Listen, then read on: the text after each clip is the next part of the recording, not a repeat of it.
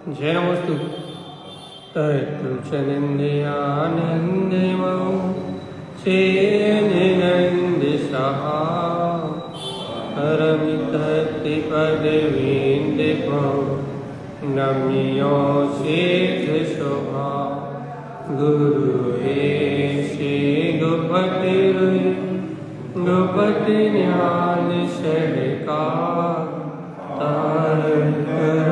समर्थिं गुरु संसारिणिमा दर्पच्युतौ जिनवने अर्धतियर्धरतो भय विनाशि भवजो मम ज्ञानि पर को गुरु को धन को साक्षी को वरम्भार।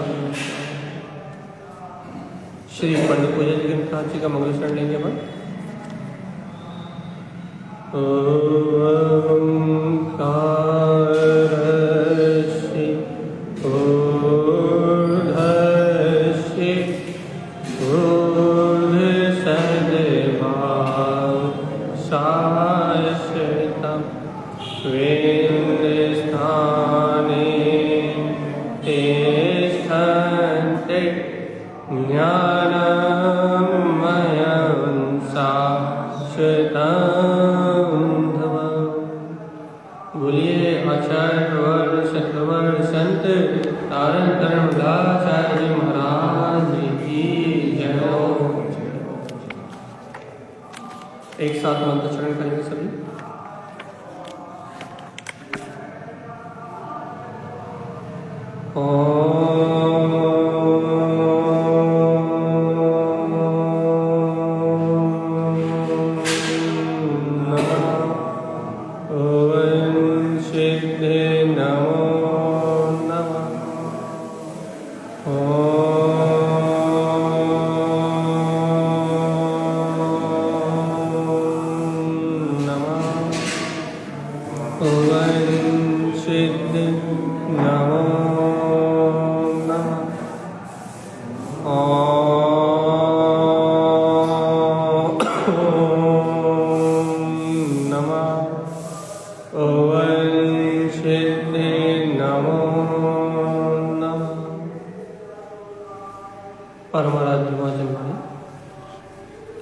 सद्गुरुवर श्रीमद जी तारण स्वामी और सर्वज्ञ स्नेह परमात्मा के अमृत में ज्ञान रथा यह श्री पंडित पूजन ग्रंथराज जी, जहाँ श्रीमद जी तारण स्वामी हम समस्त भवजीवों को मोक्ष मार्ग का रास्ता दिखा रहे हैं और ये दर्शा रहे हैं भगवान आत्मा कि जीव कैसे अपने शुद्ध स्वभाव को ग्रहण करके अपने शाश्वत स्वभाव को अनुभूति में लेके कैसे अपने कल्याण का मार्ग बना सकते। लेकिन भगवान आत्मा इस तत्व से जुड़ना, इस तत्व को समझना और तत्व और इस तत्व को स्वीकार करना ये बहुत दुर्लभ बात है। ये संसारी जीव संसार में सब कुछ स्वीकार कर लेते हैं। संसार में ये संसारी जीव सब स्वीकार कर लेता है,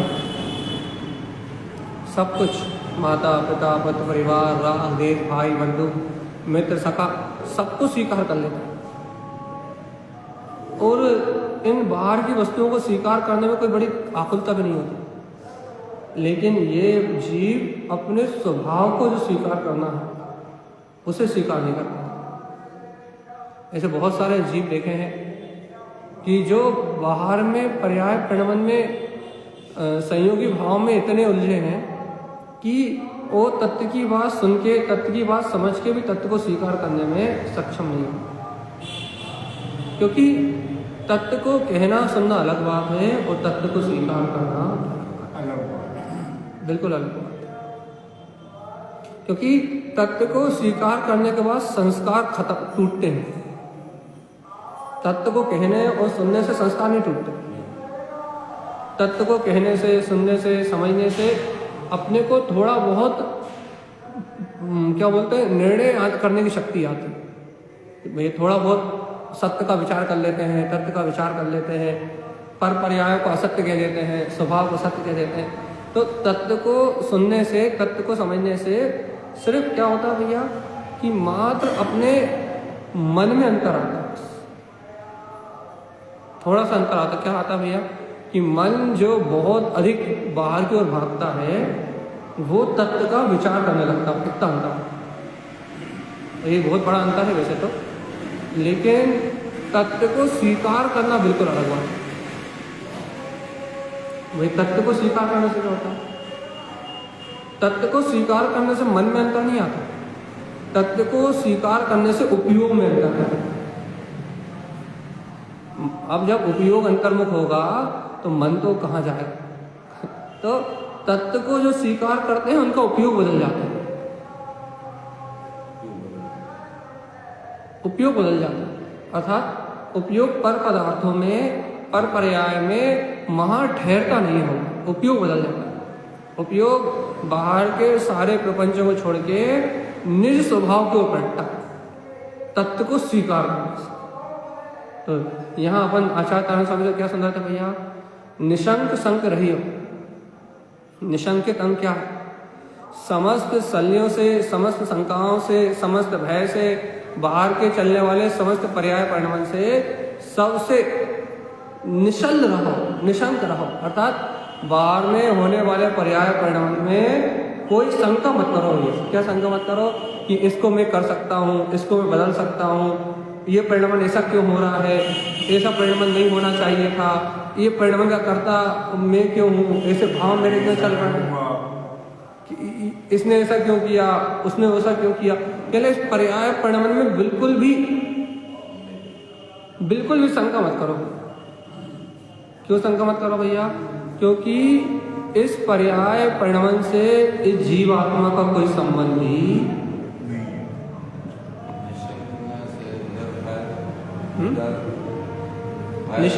निशंक मतलब अपने स्वभाव में, निशंक होने का क्या मतलब भैया, अपने स्वभाव का गहरा विश्वास हो जाना, निशंकित हो जाना। अर्थात फिर वो बाहर में भय, शल्य, शंकाएं, चिंताएं जो होती हैं उन सबका जो अंतर्भाव टूट जाना है। अब होंगी तो, लेकिन उनमें दम नहीं रहेगी, टिकेंगे नहीं। विकल्प चलेंगे तो चलेंगे, लेकिन वहाँ विकल्प में उपयोग ज्यादा समय नहीं रखेगा। मतलब उपयोग भिन्न होके जाने, यदि आप ऐसा चाहते हो, यदि हे भव्य आत्मा आप ऐसा चाहते हो कि आपका उपयोग घर के, पुत्र के, परिवार के, राग के, द्वेष के, मोह के, राग के सारे विकल्पों को भिन्न होके जाने, यदि आप ऐसा चाहते हो तो निशंक संक रहियो। क्या करो भगवान जी, आप अपने तत्व में, अपने शुद्ध स्वभाव में निशंक रहो। क्यों? क्योंकि जब आप अपने स्वभाव में निशंक रहोगे, आपको अपने स्वभाव का विश्वास रहेगा, तो फिर जब मैं स्वभाव हूं तो फिर सारा पर्याय जगत मुझसे है। यदि मैं स्वभाव नहीं हूं तो मैं संसार करता हूं, यदि मैं स्वभाव नहीं हूं तो मैं राग द्वेष करने वाला हूं, यदि मैं स्वभाव नहीं हूं तो फिर जो बाहरी पर्याय परिणमन चल रहा है वो सब मेरा ही है। यदि मैं शुद्ध बुद्ध आत्मा नहीं हूँ यदि मैं यदि मैं शुद्ध बुद्ध आत्मा नहीं हूँ तो वर्तमान में जो राग आदि पर्याय रूप परिणमन चल रहा है वही तो मैं हूँ। यदि अपन अपने स्वभाव में निशंक नहीं है कि मैं तो ज्ञायक हूँ, मैं तो ज्ञायक हूँ, मैं तो ज्ञायक हूँ, मैं तो ज्ञायक हूँ, सारी पर्याय की धारा स्वतंत्र है। यदि अपन क्या कहते हैं, यदि अपन ऐसे स्वभाव में निशंक नहीं है, अपने आत्म स्वभाव में निशंक नहीं है कि मैं ज्ञायक भगवान आत्मा हूँ, तो भगवान आत्मा, तो फिर संदेह तो अपने को निरंतर बने ही हुआ है। क्या संदेह बना हुआ? उपयोग स्वयं ममल स्वभावी आत्मा होने के बाद भी, अपना उपयोग पूर्ण चैतन्य रूप होने के बाद भी अपना उपयोग कहाँ में लगा हुई है? पर में, पर्याय में, पर पर्याय के विकल्पों में, नाना प्रकार की अज्ञान मानता हूँ। उपयोग अपने स्वभाव को कहाँ देखा, अपने स्वभाव को कहाँ जाना, अपने स्वभाव की महिमा कहाँ है? अपने शुद्ध स्वभाव को अनुभव करने की भाव दशा कहाँ बन रही है? उपयोग कहाँ लगा है? उपयोग लगा है अपनी अज्ञान मानता हूं। क्यों लगा उपयोग अपनी अज्ञान मानता हूं?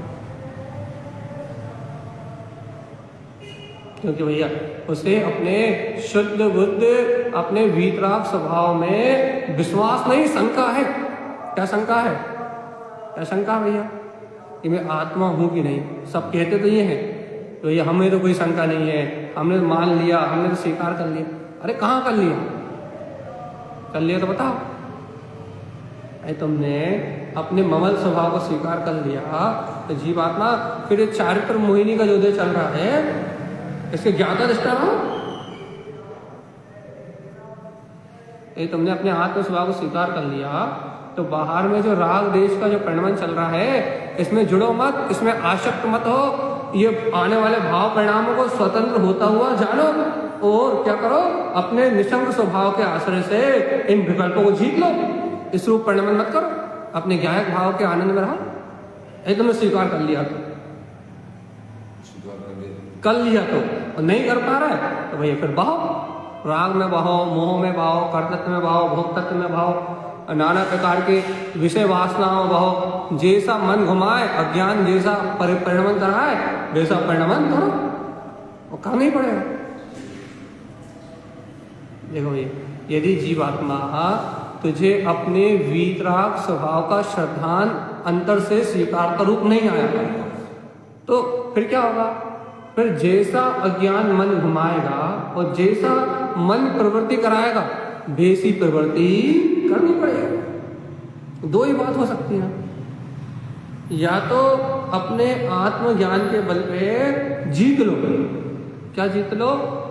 इन अज्ञान विकल्पों को, इन बाहर की अज्ञान मान्यताओं को जीत लो और स्वीकार कर लो, मैं तो सिद्ध भगवान के जैसा परम आनंद में स्वभाव वाला हूँ, मेरा पर भाव से पर्याय भाव से कोई लेना देना, तो सब रक्षा हो जाएगी। तुम्हारी अंतरात्मा सर्वगुण संपन्न हो जाएगी। दर्शन का, ज्ञान का, चारित्र का, सारे अनंत गुण, संयम, सदाचार, अकुशल सब आ जाएगा। कब आ जाएगा? कब आ जाएगा? जब ये जीवात्मा अपने अंतर से ये स्वीकार तो करे। क्या स्वीकार करे भाई अंतरात्मा? ये अंतरात्मा अपने, ये अंतरात्मा, ये जीव, ये अपने ज्ञायक स्वभाव ही आत्मा है, तो ये आत्मा अंतर से स्वीकार तो करे। क्या स्वीकार करे? मैं आत्मा हूँ, इस पर का कोई करता नहीं, होता नहीं। अपने ये उपयोग अपने त्रिकालिक स्वभाव को, अपने ममले ममल स्वभाव को बड़ा गहरे विश्वास से स्वीकार तो करे, बहुत गहरे विश्वास से। अरे कि मैं तो वो ममल स्वभाव ही आत्मा हूँ, जहाँ कोई विकार रूप पर्याय प्रकट ही नहीं होती, जहाँ विकार पर्याय का जन्म ही नहीं होता। और ये जितनी पर पर्याय रूप मलिन भाव चल रहा है, इनकी ओर ना देखे, इनका पोषण ना करे, इनको अपना ना माने, इन विकार भाव में अपनी बुद्धि न लगाए और इन विकार भाव रूप परिणाम से अपने आप को हटाए। और कहाँ ले जाए भैया? अपने ममले ममल स्वभाव के आनंद में ले जाए। तारक ज्ञान सहावम सुसम्यम। कैसा है अपना ज्ञान स्वभाव? अपना ज्ञान स्वभाव ही आत्मा तो स्वसमय में है, निशंक भाव। अब जीव यदि अपने अंतर में निर्भय रहोगे, निशंक रहोगे, तो क्या होगा? कम विलियंती, जो कर्म मुझे आ रहा है ना, भाव कर्म, विकार भाव कर्म आ रहा है, वो सारे के सारे भाव अपने आप ही मिला जाएंगे। कब मिला जाएंगे? कब मिला जाएंगे? जब निश्चिंत और निशंकता अंतर से प्रकट होगी कि भैया अपना स्वभाव तो ममले ममल है, तब जो भाव आ रहा है, विकार भाव, वो जीत पाओगे। और यदि बताओ, यदि अपने को अपने ममल स्वभाव पे ही विश्वास नहीं है, तो फिर विकार भाव को काय के बल पे जीतो? उपयोग तो नहीं है विश्वास। यदि अपना उपयोग श्रद्धा की डोर से बंधा होगा, यदि अपने उपयोग को अपने त्रिकालिक स्वभाव का विश्वास होगा, यदि अपना उपयोग अपने ज्ञायक स्वभाव की श्रद्धा से बंधा होगा, तो अपने आप ही अपना उपयोग बाहर के प्रपंचों को छोड़ के अपनी ओर पलट जाए। पहले अपना उपयोग बंधे को, पहले अपना उपयोग अपने ममल स्वभावी अपने गायक परमात्मा से बंधे तो तब वो पर पर्याय के कपट को, छल को और मायाचारी को छोड़ के अपनी ओर निकल गया। और यदि ये बताओ अपना उपयोग ही अपने ममल स्वभाव को स्वीकार ना करे तो दुनियादारी के विकल्प से हट के वापस कैसे आए? आप क्या चाहते हो? संसार पर्याय परिभ्रमण से मुक्ति, यही चाहते हो? चतुर्गति संसार की यात्रा से छूटने का ही लक्ष्य बना के बैठे हो। अरे चतुर्गति संसार की यात्रा से छूटने का लक्ष्य बना के बैठे हो तो किसके विश्वास के बल पर?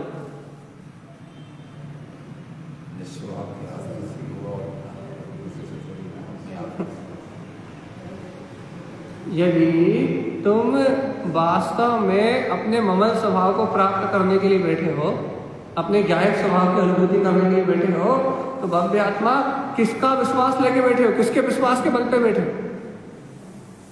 हाँ, किसके विश्वास के बल पे बैठे हो?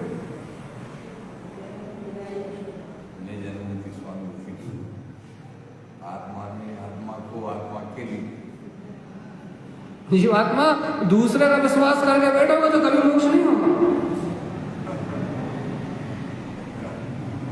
यदि अपने लिए तुम अपने अंतर स्वभाव में यदि अपना मुक्ति का मार्ग चाहते हो तो भगवान जी निशंक संग रहियो। पहले तुम सब संदेह छोड़ के स्वीकार तो करो कि वो परम भीतराग चेतन सत्ता मेरे स्वभाव। जब ऐसा स्वीकार करोगे तब वो अनुभूति प्रकटेगी, तब सन शंकाएं गिलाएंगी तो भैया तब ज्ञान स्वभाव की अनुमोदना होगी और ये जीव निशंक भाव को स्वीकार करे, अर्थात अपने स्वभाव में निशंक होके इन कर्म मलों से जीत पाए। जो राग के भाव आ रहा है, जो देश के भाव आ रहा है, जो अनर्गल प्रवृत्ति करने का भाव आ रहा है, जो अपने स्वभाव से विपरीत आचरण करने का भाव आ रहा है, ये जो जितने विकार भाव आ रहा है ना, इन पे कब जीत पाएगा जीव? जब अपने ममल स्वभाव का विश्वास है। और यदि अपने शुद्ध आत्म तत्व का यदि जीव को विश्वास ही नहीं है तो फिर कैसे जीतेगा बता? जीत चाहिए, काय पे चाहिए भैया? इंद्रियों पे, इंद्रिय विषयों पे, इंद्रिय विषय वासनाओं पे, इन पे जीत चाहिए। चाहिए कहीं से? तो भगवान जी यदि आप अपने मन को जीतना चाहते हो, इंद्रिय विषयों को जीतना चाहते हो तो पहले अपने ममल स्वभाव का विश्वास तो करो, तो आप इन इंद्रिय विकल्पों से, इन वासनाओं से, इन कामनाओं से, इन बाहर की उलझनों से निकल पाओगे भैया। और अपने ममले ममल आत्म तत्व का विश्वास नहीं है तो फिर कैसे निकलोगे? विश्वास करोगे तभी तो उपयोग अंदर जाएगा, समय है। और विश्वास नहीं करोगे तो उपयोग अंदर क्यों जाएगा? देखो भैया अपन ने कल चर्चा कर ली निशंक तंग की, निशंक संग रही, आज निकांश तंग की चर्चा करनी है। हम ये चर्चा छोड़ के आगे बढ़ रहे हैं, लेकिन बिना निशंक अंग के निकांश तंग की चर्चा नहीं हो सकती, इसलिए फिर रिवीजन करना पड़ा हमें। जब तक अपने ममल स्वभाव का पूर्ण विश्वास नहीं होगा तब तक ये उपयोग पर पर्याय से पलटेगा, ये याद रखना। और जीवात्मा सुनो, जब ये जीव अपने ममल स्वभाव का विश्वास करेगा तो तारण स्वामी कह रहे हैं कांक्षा रहित स्वभाव, तो क्या होगा भैया कि आत्मा का जो स्वभाव है, जिस कांक्षा को जीतने की तुम बात कर रहे हो, आत्मा का जो स्वभाव है वो तो कांक्षा रहित स्वभाव। आत्मा का स्वभाव तो कांक्षा से रहित ही है। आत्मा के अंतर तो कोई कांक्षा पैदा ही नहीं होती। ऐसे कहते स्वभाव की पकड़। तारण स्वामी कोई भी प्रयोग करते हैं ना तो पहले स्वभाव को चमके पकड़ते हैं। तो उन्होंने उनसे कहा कि इच्छाओं को जीतना है, कांक्षाओं से मुक्त होना है, संसार की समस्त कांक्षाओं से छूटना है। तारण स्वामी से कहा होगा, तारण स्वामी निकांक्षित अंग को प्रकट करना है, संसार की समस्त कांक्षाओं से छूटना है। तो तारण स्वामी ने मालूम क्या कहा? उन्होंने पहले कहा कि एक बार बताओ तुम्हारा स्वभाव कैसा है, तो बताओ। तुमने निशंक हो गया ना अपने स्वभाव में, ममल स्वभाव में निशंक हो गया हो ना, तो पहले बताओ तुम्हारा स्वभाव कैसा है। तो कहा कांक्षा रहित स्वभाव। पहले ये तो सुनो, तुम्हारे स्वभाव में आकांक्षा नाम का कोई विकार है? कांक्षा नाम की कोई शक्ति तुम्हारी आत्मा में है? चाहना, इच्छा, निशंकित, निकांक्षित, निकांक्षित का उल्टा कांक्षा, अंतर कांक्षा, वांछा, चाहना,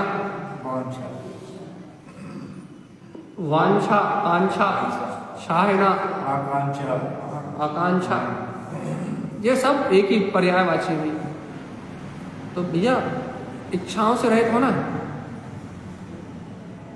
तो कहने लगे एक बार बता, एक तुम्हें इच्छाओं से रहित होना है तो कांक्षा रहित स्वभाव, समस्त सल से, समस्त विकल्प से, समस्त चिंताओं से, समस्त आकुलताओं से, दिन रात के उपद्रव से तुम्हारा जो आत्म स्वभाव है वो समस्त कांक्षाओं से रहित। उस ममल स्वभाव में कोई इच्छा ही नहीं होती। तो उस ममल स्वभाव के पास जाओगे तो तुम्हारी इच्छा खत्म हो जाएगी। इच्छाएं कैसे होती हैं भैया? जिसे भूख लगती है उसे इच्छा होती है, और जिसका पेट भरा होता है नहीं होती। उदाहरण है, एक देश भूख लगती है तो इच्छा होती है, और भूख नहीं लगती तो नहीं होती। भगवान जी ऐसे ही जिसे अपने ममल स्वभाव की पूर्णता का ज्ञान नहीं होता उसे संसार में इच्छाएं, कामनाएं उत्पन्न होती भैया। और जिसे अपने पूर्ण ममल स्वभाव का, मैं तो ज्ञाता अधिष्ठा भगवान आत्मा ही हूँ, जिसे अपनी पूर्णता का ज्ञान होता है, जिसे अपनी पूर्ण प्रभुता का बोध होता है भैया, जिसे अपनी पूर्णता का बोध होता है उसे कोई कांक्षा और वांछा नहीं होती। तो कांक्षा वांछा किसके लिए? अपूर्णता, अपूर्ण जीवों के लिए। कांक्षा और वांछा कब तक? जब तक आप में अपूर्णता है। उपासना जी सुन लो अच्छे से, कांक्षा और वांछा कब तक? जब तक अधूरापन है। भगवान आत्मा, और जब तक अधूरापन है तब तक कांक्षा है और तब तक ही वांछा है, अपेक्षा है, पर पर्याय की चाहना है।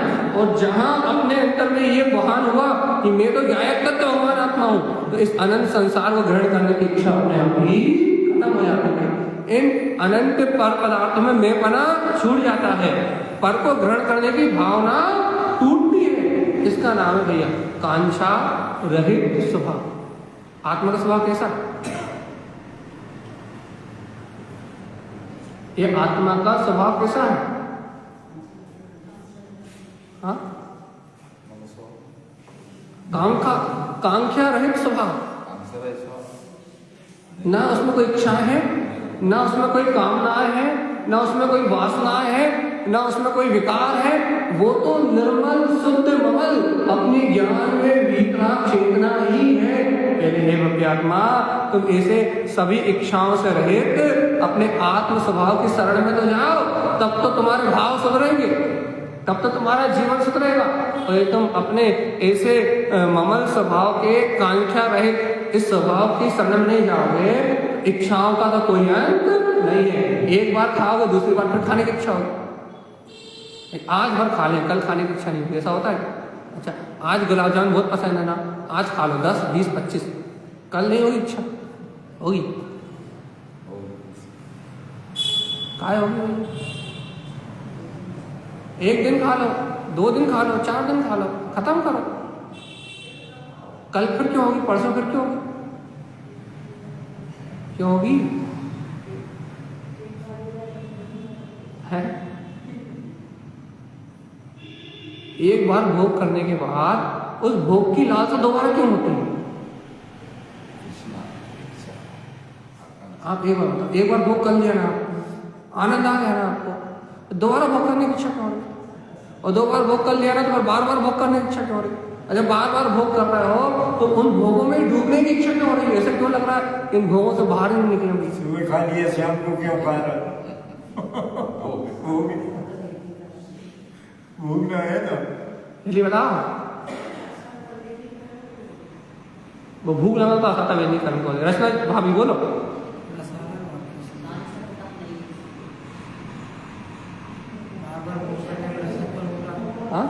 बार बार भोग करने में रसत्पन हो रहा है। सही जवाब दिया वैसे। और क्या बोला, हम सुना देंगे, आप चिंता मत करो, आप बताओ।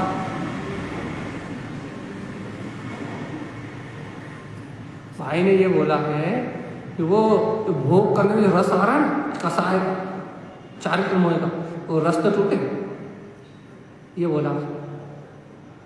बताओ क्यों नहीं हो रही? एक बार खा लिया ना, मजा आ गया ना, खत्म करो, दूसरी बार देखो ही मत। नहीं, बेटा राग राग राग तो पता है। ऐसा क्यों कहते हैं? अग्नि में जितना घी डालो, अग्नि इच्छाओं की जितनी पूर्ति करो, इच्छा होती डबल चौबल और 10 गुनी होती। क्यों? बढ़ती घटती कभी नहीं। रोज खा लो, रोज इच्छा होगी। तो आचार्य तारण स्वामी कह रहे हैं, इन इच्छाओं का अंत क्यों नहीं होता? इन अनंत इच्छाओं का दमन क्यों नहीं होता? इन अनंत इच्छाओं की तृष्णा क्यों नहीं जाती? इन अनंत इच्छाओं की वासना अंतर से क्यों नहीं जाती? कभी विचार तो करके देखो भगवान जी, एक के बाद दूसरी, दूसरे के बाद तीसरी, तीसरी के बाद चौथी इच्छा निरंतर क्यों? क्योंकि जीवात्मा कांक्षा रहित स्वभाव, क्योंकि जीव समस्त आकांक्षाओं से रहित, समस्त इच्छाओं से रहित अपने ममल स्वभाव को जानता ही नहीं। जब तक आत्मा का रस नहीं आएगा तब तक इच्छाओं का रस कभी नहीं जाएगा। जब तक अंतरात्मा की ओर जीव का सहकार नहीं होगा, जीव का उपयोग अंतर स्वभाव की ओर नहीं ढलेगा, तब तक बाहर से, घर के, पुत्र के, परिवार से, भोग से, काम के विषय से, वासनाओं से, इनके रस से जीव अलग नहीं हट पाएगा। जीव कितने का है कि हमें इनमें रस नहीं है, लेकिन दिन रात डूबा तो इन विषयों के रस में ही है 24 घंटे। और ये रस क्यों नहीं टूट रहा भैया? इंद्रियों का रस क्यों नहीं टूट रहा? अच्छा बताओ, अब भी वाली गर्मी लगेगी तो आपको आकुलता होगी कि नहीं होगी? तीव्र ठंडी लगेगी तो आकुलता होगी कि नहीं होगी? ये तो जड़ उदाहरण है, मोटा उदाहरण है। ये मोटा उदाहरण है। क्या उदाहरण है? कि जरा सा भी कुछ भी होगा, जरा सा भी कुछ भी होगा तो भैया तुरंत तुरंत तुरंत तुरंत आपको उसमें आकुलता प्राप्त हो जाएगी। तो क्यों? इसका मतलब क्या है कि हम उन इंद्रियों के भोग में निरंतर लिप्त हैं।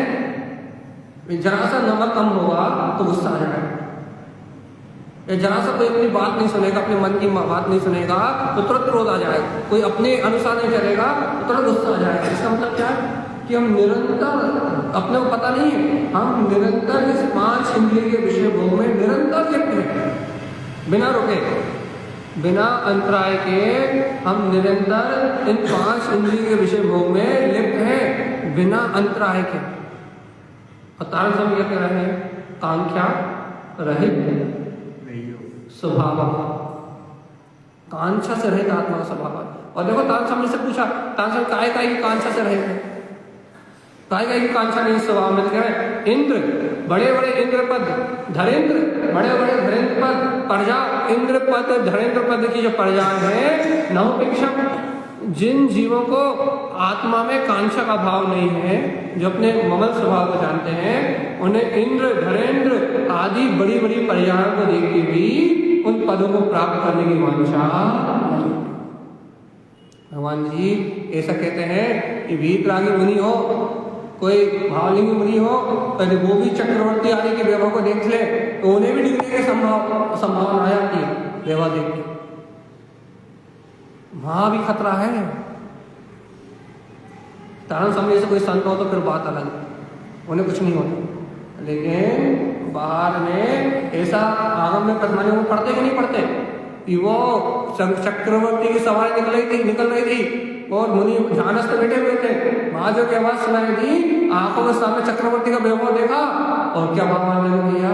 अरे कहाँ मैं जंगल में सड़, ये ऐसा वैभव होता, निदान बांध दिया, अगली पर्याय में क्या करोगे? क्या करोगे?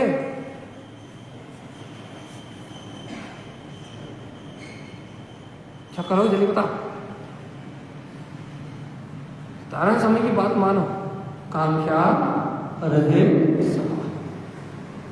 तारण समय गाय को देख के कांक्षा न करें, तुम तो पड़ोसी की गाड़ी देख के कांक्षा करने लगते हो, तुम तो पड़ोसी का मोबाइल देख के कांक्षा करने लगते हो, तुम तो पड़ोसी के मकान दुकान और उसकी बाहर की संपदा देख के कांक्षा करने लगते हो। और तारक समझ कह रहा है इंद्र धनेन्द्र आदि की पर्याय भी सामने खड़ी हो तो उन्हें प्राप्त करने की कांक्षा भी मत करो।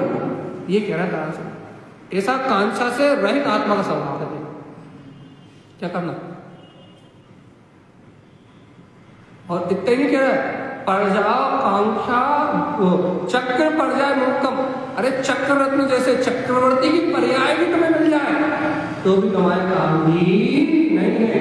चक्र पर्जा मुक्तम, इस चक्रवर्ती के पद से भी मुक्त रहो। क्यों भैया? क्योंकि पर्जा अन्यान स्वयं यज्ञम चक्र।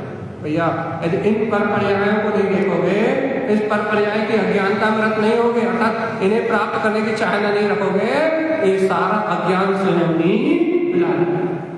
पर को ग्रहण करने की इच्छा नहीं रखोगे, पर को ग्रहण करने की कांक्षा नहीं रखोगे, ये सारा अज्ञान भाव जो दिन रात पर को ग्रहण करने के लिए, विषय वासना को भोगने के लिए जो दिन रात मन योजना बनाता है ना, जिससे निदान बनता है, वो सारा निदान और वो सारी सल अपने आप ही मिला जाएंगी। और भगवान आत्मा जब ये अंदर से निदान और ये सल मिलाएंगी तब तेरी आत्मा इन कसाय भाव से मुक्त हो पाएगी।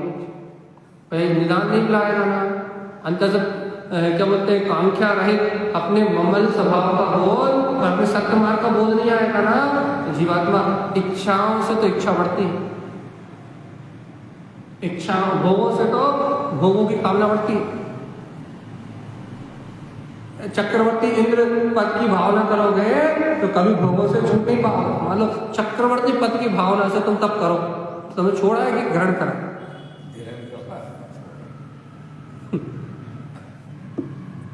तो भगवान आत्मा यहाँ आचार्य तारा स्वामी क्या कह रहा है कि पर्याव अनिष्ट रूपम, जितनी पर्याय है ना, जिनकी चाहे ना कर रहा है, बच्चों से राग, परिवार से राग, संप्रदाय से राग, संयोगों से राग, क्या बोलते हैं घर गृहस्थी में अनुराग या फिर द्वेष, ये जितने भी परिणाम ग्रहण कर रहा है ना, तारण स्वामी क्या कह रहा है पर्याव अनिष्ट रूपम, ये सारी पर्याय अनिष्ट रूप है, सब अनिष्ट रूप, इसमें आत्मा का हित है ही नहीं।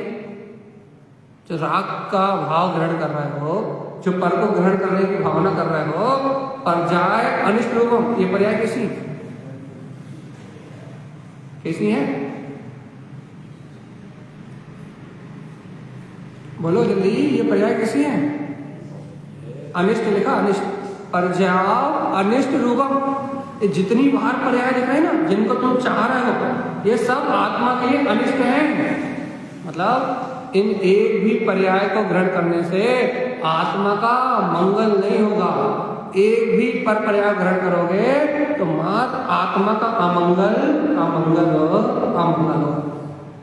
जितनी भी इच्छा है ना पर को ग्रहण करने की, पर को ग्रहण करने की जितनी इच्छा है, पर को ग्रहण करने की जितनी भावना है, उससे आत्मा का अनिष्ट होगा। तो क्या करें? सबसे पहले मंदिर आने छोड़ते हैं, है ना?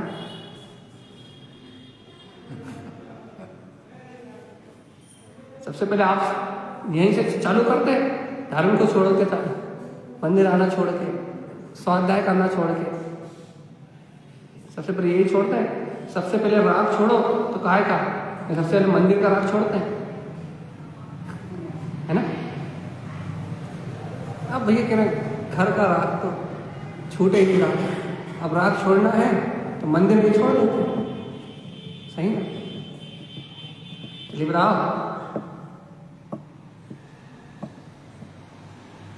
सही है ना? घर गृहस्थी तो छूट नहीं रहा, अब छोड़ना तो है ही कुछ ना कुछ, तो सब राग ही छोड़ देते हैं, है ना? बच्चा मकान बना हाँ, आगे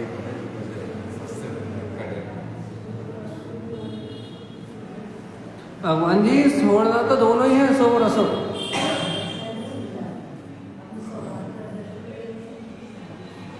छोड़ना तो दोनों ही राग है, सो और असो। लेकिन भगवान आत्मा अशुभ को पहले छोड़ना है और शुद्ध स्वभाव का आश्रय लेना है, शुभ राग की चाय ना नहीं करना है। बस अशुभ को पहले छोड़ना, ये याद रखना। शुभ छूट जाएगा, अशुभ पहले छोड़ना। इसलिए यहाँ कारण समझ कह रहे हैं क्या कि परजाव अनिष्ट रूपम, जितनी भी बाहर में पर्याय दिखाई दे रहे हैं ना, ये सारी अनिष्ट रूप है भैया।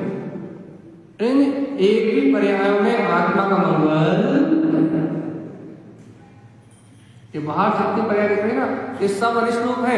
ये आत्मा को हमेशा दुर्गति को ले जाने वाले। अच्छा बता, अपन आत्मा है, अपन कह रहे हैं पूर्ण केवल ज्ञान स्वभाव ही है, हम अनंत सुख स्वरूपी हैं, लेकिन फिर भी हमें चाहे न खाए की है, काम न खाए की है। इन उद्गल संसार के विषयों को ग्रहण करना है कि नहीं काम। एक बात बता, कभी पूर्ण वस्तु में कुछ ग्रहण होता है क्या? पूर्ण वस्तु में कभी कुछ ग्रहण होता है? यदि आपका बर्तन लबालब भरा है, बिल्कुल ठसाठस, उसमें ऊपर से कुछ डालोगे तो कुछ ग्रहण होगा?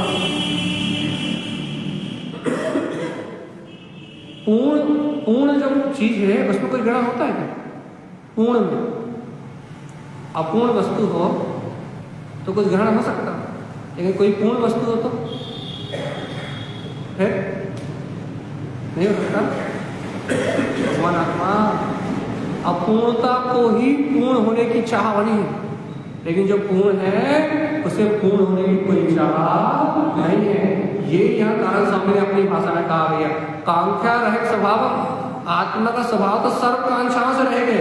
काय की कांक्षा से रह गए, इंद्र धरेंद्र आदि की पर्याय की कांक्षा से रह गए। चक्रवर्ती जैसे महापदों की कांक्षा से विमुक्त है। अरे ऐसे सब कामनाओं से विरक्त आत्मा का स्वभाव है, और ऐसे आत्म स्वभाव को जानोगे तो पर्याय अज्ञान स्वयं वीर्यम क्षिप्तम, पर्याय में जितना अज्ञान दिखाई दे रहा है ना आपको, वो अपने आप ही मिला जाएगा। तो यदि भैया जब तक पर को ग्रहण करने की इच्छा करते रहोगे, पर को ग्रहण करने की इच्छा का मतलब क्या है? जब तक अपने स्वभाव के बोध से रहित रहोगे। पर को ग्रहण करने की इच्छा का मतलब ये नहीं है कि आपको कुछ खाने की इच्छा हो रही है। पर को ग्रहण करने की इच्छा का मतलब ये है जब तक अपने निकांक्षित स्वभाव के बोध से रहित रहोगे तब तक इन कामनाओं का कभी अंत नहीं होगा। जब तक इन कामनाओं का अंत नहीं होगा तब तक कल्याण नहीं होगा। जब तक वासनाएं हैं तब तक संसार है। कहते हैं ना, वासना का दूसरा नाम संसार। जब तक जीव के अंदर में वासनाएं है, वासनाएं, तब तक उन वासनाओं का नाम संसार है। और जहां जीव के अंदर से वासनाएं मरी, वहां से संसार खत्म। तो यहां कारण समझ कह रहा है, कांक्षा रहित स्वभाव, ये अनिष्ट पर्याय की कांक्षा को छोड़ो। देखो तारण समझ कह रहे हैं, देखो अच्छे से ध्यान से सुनो। पर जाओ अनिष्ट रूपम, ये बाहर जितनी पर्याय है ना, ये सब अनिष्ट है। कांक्षा रहित ममल स्वरूपम, लेकिन इन सब कांक्षाओं से रहित अपना ममल स्वरूप है। तो इसकी ओर ध्यान क्यों नहीं देते? पर की इच्छाएं करते रहते हुए, पर को ग्रहण करने की, पर पर्याय को ग्रहण करने की, पर पर्याय को प्राप्त करने की, पर पर्याय की कांक्षा में दिन रात डटे रहते हुए, लेकिन इन सब पर पर्याय की कांक्षा से रहित अपना ममल स्वभाव है, इसे स्वीकार क्यों नहीं करते? अपने ममल स्वभाव को स्वीकार करने में क्या समस्या आती है? ये स्वीकार तक नहीं होता। देखो परजाव कांक्षा विलियम, जो पर्याय में इच्छा हो रही है ना, बार बार इच्छाएं हो रही हैं, ये पर्याय की इच्छा होना भुला जाएगी। कारण कैसे भुला जाएगी? ज्ञान अनमोय कांक्षा रही है। जो भव्य आत्मा सम्यक ज्ञान की अनुमोदना करेगा, सम्यक ज्ञान के बल से अपने ज्ञान स्वभाव की अनुमोदना करेगा, वो भव्य आत्मा कांक्षाओं से रहित हो जाएगा। जो भव्य जी अपने ममल, अपने ज्ञान स्वभाव की अनुमोदना नहीं कर पाएगा, जैसे अनंत संसारी अज्ञानी है, संसार की इच्छा कामना करके संसार में जन्म मरण कर रहा है, ऐसे घर बनाने की, मकान बनाने की, दुकान बनाने की, पैसा कमाने की, इन्हीं इच्छाओं में, भोगों की इच्छाओं में यदि कोई लगा रहेगा और अपने आत्म स्वभाव का बोध प्राप्त नहीं कर पाएगा, तो वो जीव इस संसार में जन्मेगा और यही मरेगा। जिसकी कांक्षा से रहित अपने स्वभाव की, ज्ञान स्वभाव की अनुमोदना होगी वो तो छूट जाएगा, और जिसकी नहीं होगी वो, उसका क्या होगा? पहले बताओ ये बात समझ में भी आई कि सब ऊपर से चलेगी? देखो 15 मिनट होना चाहिए, 45 मिनट होगा, समझ में आई कि गई? हाँ, परिभ्रमण करते रहो, ये होगा और क्या। हम तो पूछ रहे ये बात शायद नहीं, ये बात समझ में आई कि नहीं? ममल स्वभाव, हाँ, ममल स्वभाव जब तक नहीं होगा तब तक तारण सामने स्पष्ट कह दिया, पर्जा अनिष्ट रूपम, कांक्षा नहीं छूट सकती। ये सारी पर्याय अनिष्ट रूप है, कांक्षा रहित और इन सारी कांक्षाओं से रहित अपना ममल सा स्वरूपम, अपना स्वयं का ममल स्वरूप है। पर्जा कांक्षा बोलिए, ये तुम चाहते हो कि पर्याय की इच्छा ही ना हो, हमें पर पर्याय की इच्छा ही ना हो। यदि ऐसा चाहते हो तो ज्ञानम अनुभव, तो क्या करो? अपने ज्ञान स्वभाव की अनुमोदना करो, तो क्या होगा? कांक्षा रहित, समस्त कांक्षा से रहित अपना वीतराग भाव, अपनी अंतर चतुष्टय शक्ति प्रकट हो जाएगी और ये जीव संसार के भयानक दुखों से बच जाएगा। कब बच जाएगा? जब ज्ञान स्वभाव की अनुमोदना करता, और नहीं तो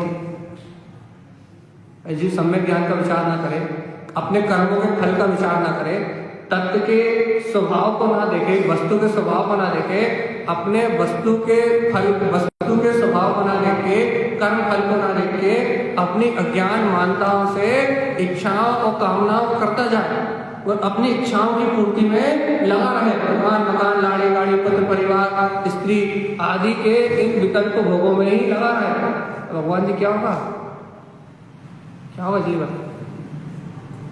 सदाचार, शील, संयम, दर्शन, ज्ञान, चारित्र, अपने अनंत चतुष्टय में आत्म स्वभाव, यदि कोई जीव ऐसे अपने स्वभाव को छोड़ के, अपने ज्ञायक स्वभाव को छोड़ के यदि पर परिवार को परिवार सहयोग में लग के यदि पर को ग्रहण करने की ही वांछा में लगा रहे, पर को ग्रहण करने की कामना में लगा रहे, तो एक बार बताओ, यदि इन पर को ग्रहण करने की कामना वांछा में लगा रहेगा तो इस जीव का क्या होगा?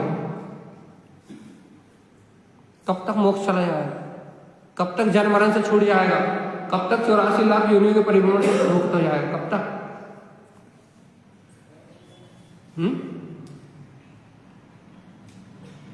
हुआ क्या?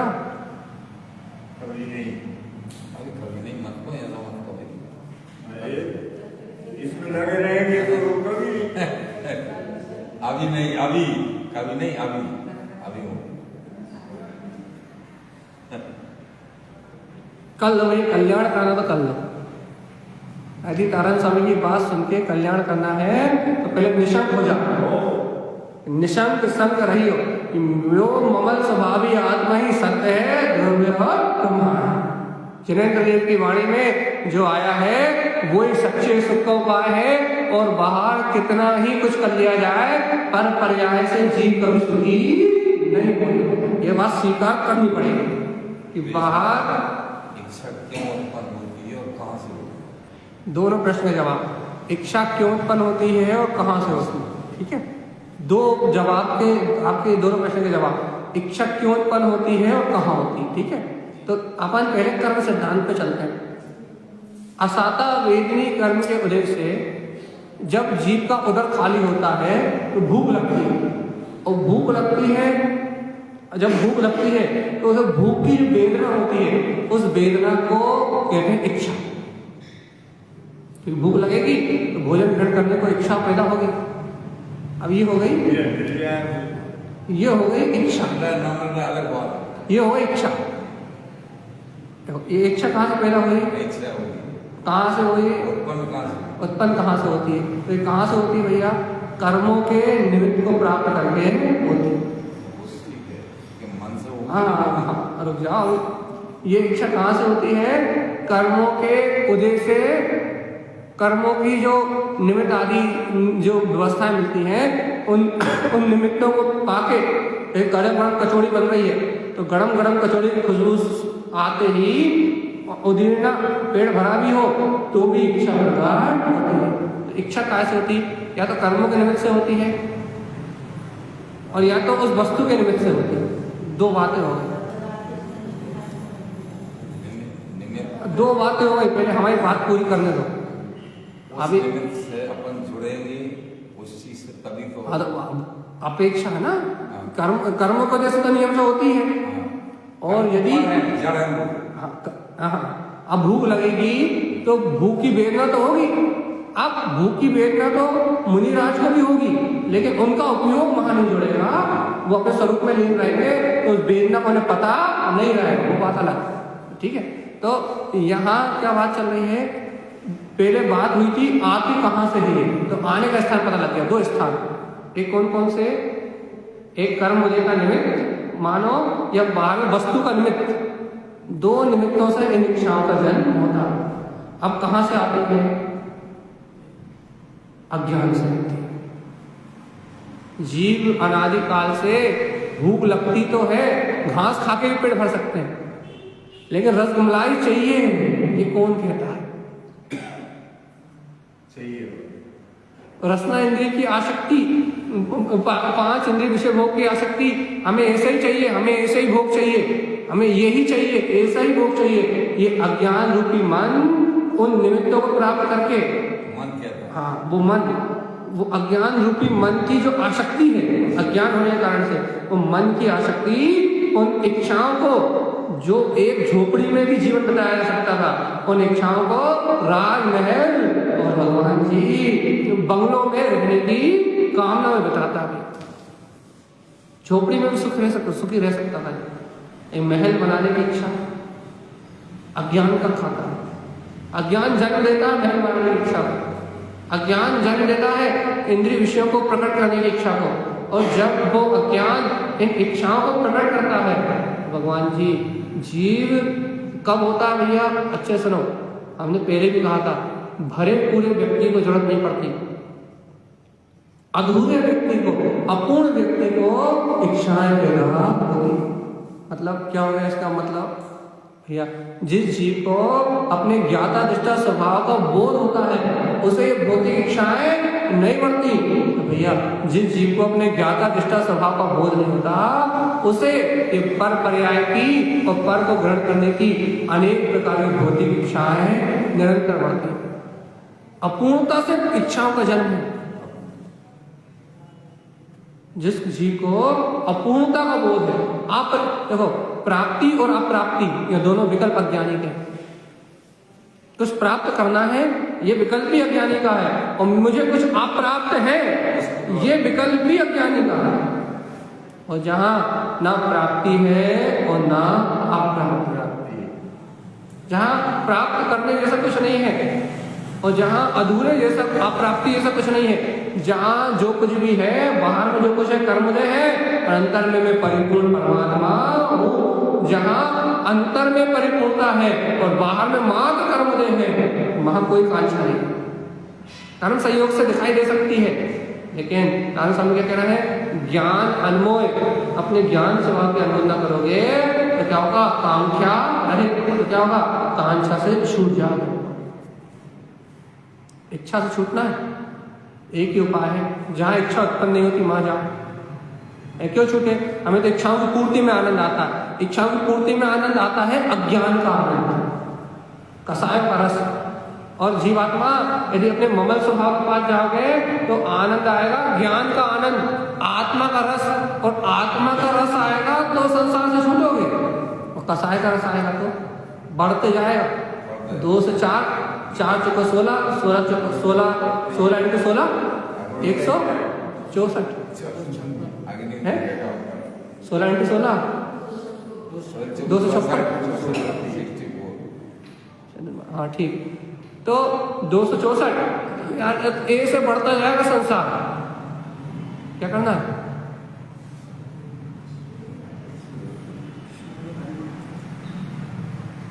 क्या करना है? कुछ नहीं करना। कुछ करना है कि नहीं करना? नहीं करना, कुछ नहीं करना।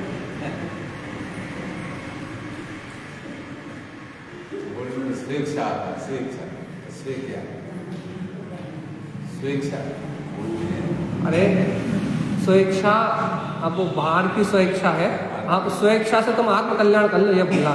कारण स्वामी ने कहा है इच्छा भोजन जस इच्छा है ऐसो सिद्ध स्वभाव। ये पागल इसी बात में थोड़ी सी बुद्धि लगा, और जितनी इच्छा तू बाहर में पर पर्याप्त भोग कर रहा है, उतनी इच्छा अपने ममल स्वभाव को ग्रहण करने की कर ले, अपने ज्ञायक स्वभाव को ग्रहण करने की इच्छा करेगा।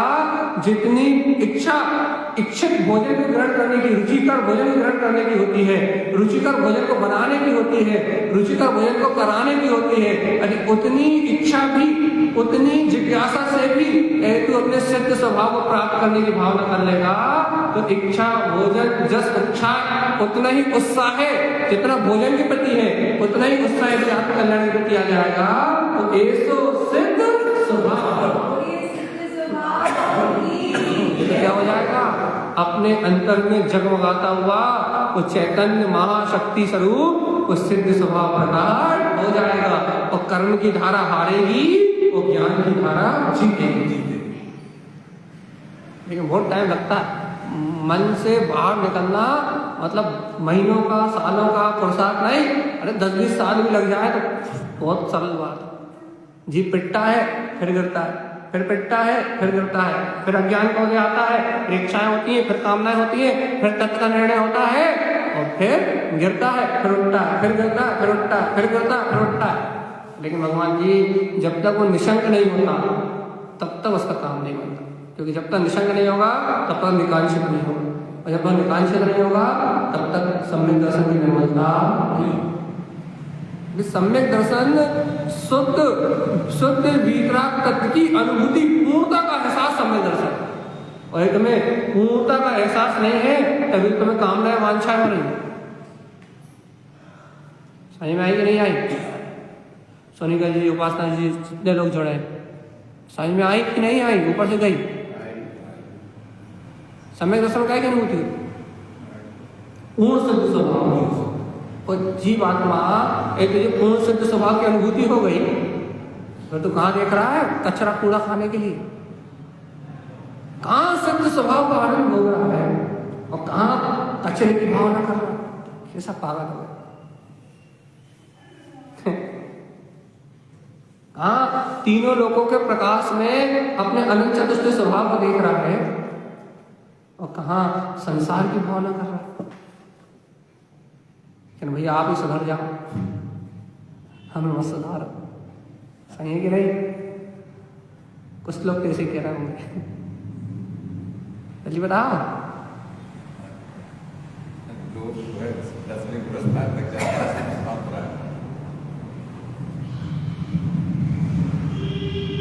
जी क्या क्या क्या आप सलट जाओ, हमें मत सलटाओ। सही है ना?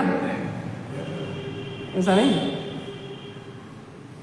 दूर से कोसा तो पास तो आ गए कम से कम, थोड़ी दूर दिल्ली दूर।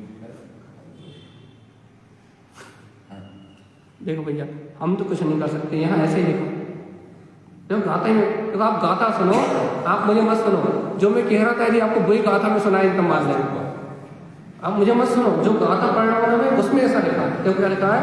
कांक्षा रहे स्वभाव, आत्मा का स्वभाव समस्त कांक्षा से रहित है। इंद्र धरेंद्र प्रजा नहुपिक्षम, इंद्र धरेंद्र आदि की पर्याय को भी मत पहचानो। चक्र प्रजा विमुक्तम, चक्रवर्ती के वैभव को देख के उस पर्याय से भी विमुक्त रहो। प्रजा अन्यान स्वयं किम, जब तुम इन पर पर्याय को नहीं देखोगे, इन पर्याय में दिखाई देने वाला सारा अज्ञान स्वयं ही मिटा जाएगा। कह रहा है प्रजा अनिष्ट रूपम, बाहर में कोई सी भी पर्याय हो, कितना ही वैभवमान हो, लेकिन ये पर को ग्रहण करने की सारी पर्याय अनिष्ट रूप है, सारी पर्याय अनिष्ट रूप है। कांक्षा रहित ममल स्वस्वरूपम, और समस्त कांक्षाओं से रहित अपना स्वयं का ममल स्वभाव, यही है परिपूर्णता। बाकी सब अपूर्ण है। बाकी सब पूर्ण है, अपने ममल स्वभाव में ही पूर्णता है। जीवात्मा सुनो तो, अर्जा आंख्या विलियम, पर्याय की सारी इच्छा बिला जाएगी, क्षय हो जाएगी, दिखाई भी नहीं देगी, पर्याय की भावना होना ही बंद हो जाएगी। कारण स्वामी कैसे उपाय था बताओ? ज्ञानम अनमोल कांख्या रहित, ज्ञान स्वभाव की अनुमोदना करोगे, वस्तु स्वभाव का निर्णय करोगे, कर्म फल का विचार करोगे, तो मन में उत्पन्न होने वाला जो विकार उछल रहा है ना, वो विकार ज्ञान रूपी जल से शांत हो जाएगा और तुम कर्म के बंध से बच जाओ, अनंत काल के कर्म आवरण के बंधन से छूट जाओगे। और इन इच्छाओं अपेक्षाओं से जो कर्म का आश्रय होता है ना, जो निदान बांधने से, आगामी भोग की अभिलाषा करने से जो निदान कसाय बनती है ना, उस निदान से छूट जाओगे। जीवात्मा जिस निदान से नहीं छूट पाए, उस योजना को बनाते रहे, अभिलाषा को बनाते रहे, तो क्या होगा? वो निदान सल क्या करेगी? क्या करेगी? हमने एक बार बताया था, निदान सल से क्या होता? आगामी भोग की अभिलाषा करके जो उसकी योजना में अपन रत रहेंगे, तो फिर क्या होगा?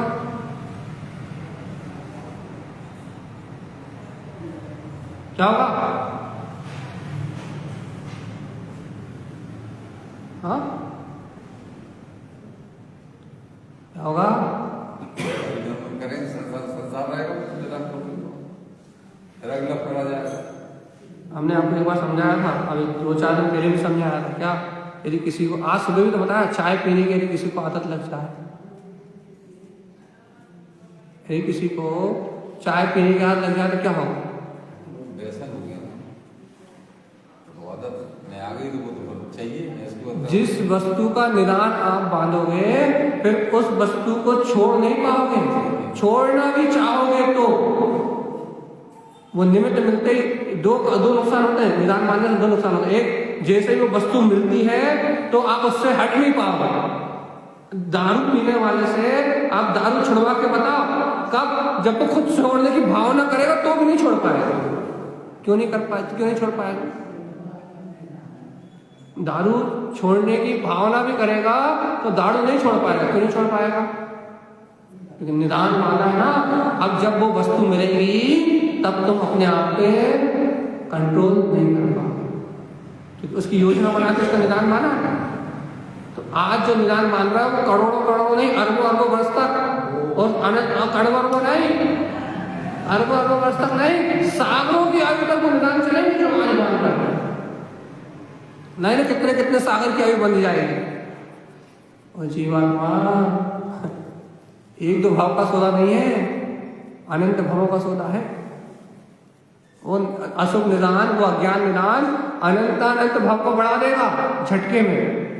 और जीवात्मा यदि उन सारे निदान से रहित यदि तुमने अपने अंतर से अपने गायक तत्व की अनुमोदना कर ली, तो अनंत कर्मों के बंधन टूटेंगे। ये तो टाइम हो गया, क्या करें?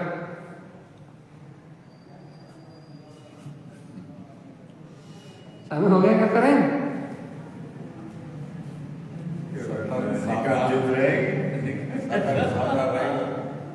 लोग बात कहना चलने दो,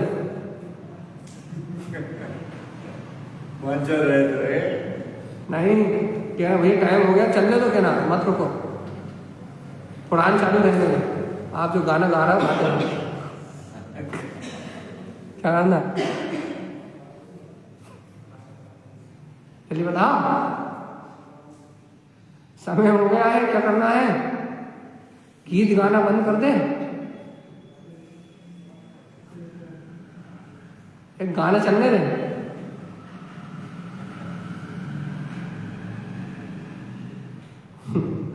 गाना अच्छा लग रहा है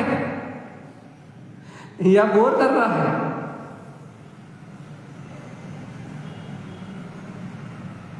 कोई जवाब अब एक पहली बार में तो आ गए थे, अब जवाब आना होगा बंद। इसका मतलब ये माने कि अब गाना करो बंद।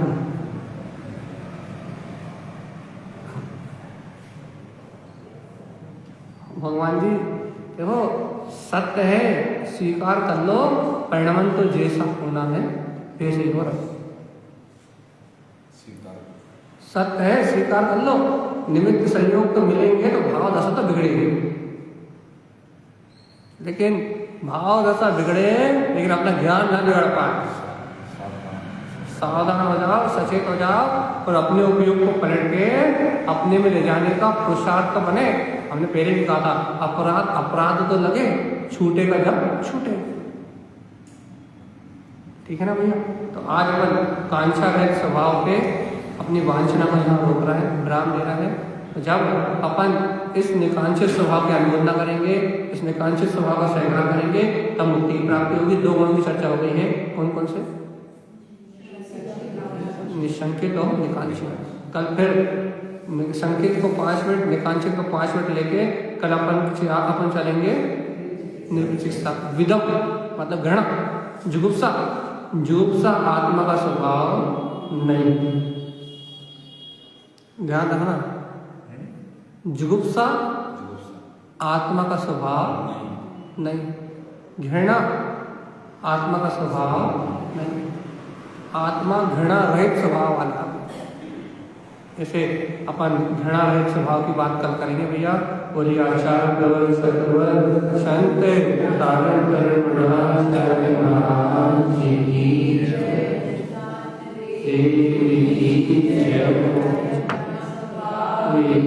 जय हो, जय हो, जय हो।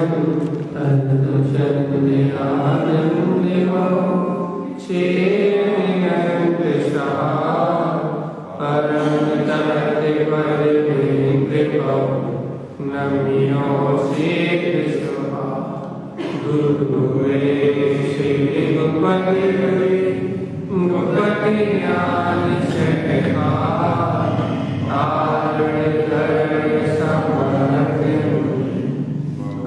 संसार धर्म जो तब जिन्हें अधिपति जो